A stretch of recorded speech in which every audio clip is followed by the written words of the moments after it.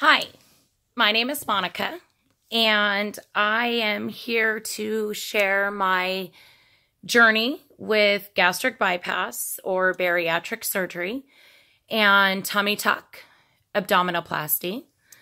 I would like to answer any questions that you have.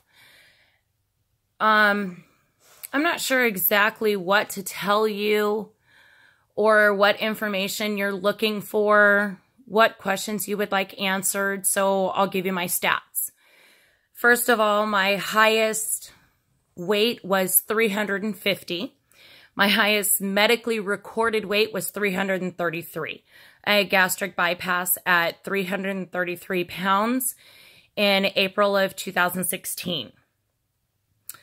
I had an abdominoplasty at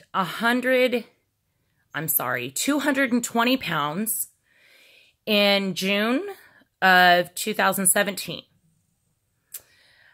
I had to have 3 revisions to that abdominoplasty due to blood loss and then lack of blood flow and necrosis, which had nothing to do with my surgeon. Absolutely nothing to do with my surgeon.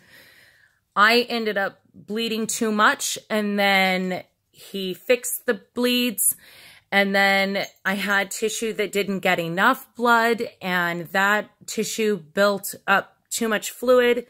He had to go back in and remove that fluid, and then that fluid kept building up, and then I ended up with an open incision that was 9.5 inches wide, 4.5 inches from top to bottom, and about 4 inches deep. It was bad, girl. It was bad. It took 7.5 months to heal. So that was, I think I had 3 revisions to the tummy tuck. And today is actually the first day that that incision is completely closed. There's about a 1/2 inch area that is scabbed over, not scarred, scabbed over. The rest of it is scarred closed, but about 1/2 inch is not completely scarred over yet, but it is completely closed for the first day in 7 months. So since August of last year, it's just now finally closed. I have been approved to have my legs done. I don't know if I want to. My husband is in the Army, and he is deployed right now. So if I do that, then I will probably wait until he comes home before I undertake having such a huge surgery like that. And then right now I have another area in the tummy tuck incision that is building up fluid again. Not like it was before. Before it was 9.5 inches wide of fluid buildup. Now it's like a quarter, like a little teeny tiny quarter area that is building up fluid. So I don't know if that's something that he can just drain, or if I'm going to need surgery again, or what he's going to have to do. So I'm going to have him look at that on Monday of this next week, which is the 19th. And so we'll find out exactly what he can do for that. So if I have to have surgery for that, then I definitely am not going to have my legs done, obviously. So we'll see what he says.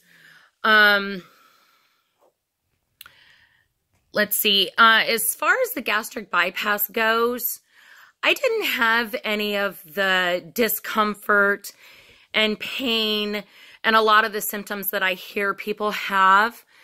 I really could have gone home even without Tylenol. I really didn't need anything. They sent me home on some serious mad painkillers, and I didn't need them. Now, granted, when I had my gastric bypass, I'm a smoker. And I quit smoking for my gastric bypass. And that caused me to contract pneumonia. I got double upper and lower pneumonia in both lungs. And it put me in critical condition in the ICU for 12 days after I had pneumonia, or after I had gastric bypass. So I spent the 13th, 14th, and I think 15th day in the bariatric unit. So it was either the 15th or 16th day that I actually went home. And by then, I absolutely didn't need painkillers. I didn't need anything. And even though I was 2 weeks post-op, my intestines didn't know that. I had been in a chemically induced coma during the time that I was in the ICU because I was in critical care. So my intestines had not had any time to recover because they're in a coma too. So I still had to go through the liquid diet and then soft foods and then solids and all of those things, which I was fine with. But I had to start all over too. So I still had to go through all of those same things like everybody else did, just 2 weeks behind. But I didn't have any of those really bad, uncomfortable, this is horrible, this is painful, I can't handle this. None of that stuff was really difficult for me. I will say, I'm just going to be truthful, I've had 11 spinal surgeries. I've had 2 laparoscopies and 4 laparotomies.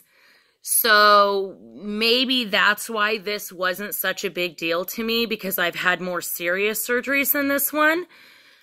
But this surgery was nothing. Like, this was an immunization. It really wasn't that bad.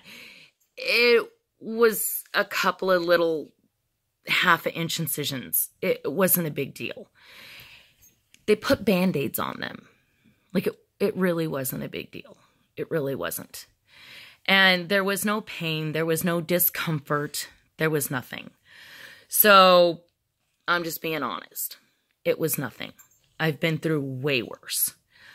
So I went home and, you know, my husband was in boot camp at the time. He was actually in AIT. And he was in Virginia. I was in Louisiana. I was completely alone. And I was isolated. I was all by myself. I had no help from anyone. And I was completely fine. I didn't need anybody's help. I didn't need anything from anyone. And I was completely fine. I lived on mashed potatoes and tuna. And I was fine. I was fine. So, you know, if you think that you can't do it alone, or you think that you'll be unable to, don't worry about that, because you really can. You really, really can. It's really not that bad. Anyway, I'm not really sure what other questions you guys have. So let me know. Just put it in the comment section. Whatever questions you have, I'll leave another video and I'll answer whatever questions you have. Thanks for watching, and I wish you all a wonderful day. Take care. Bye.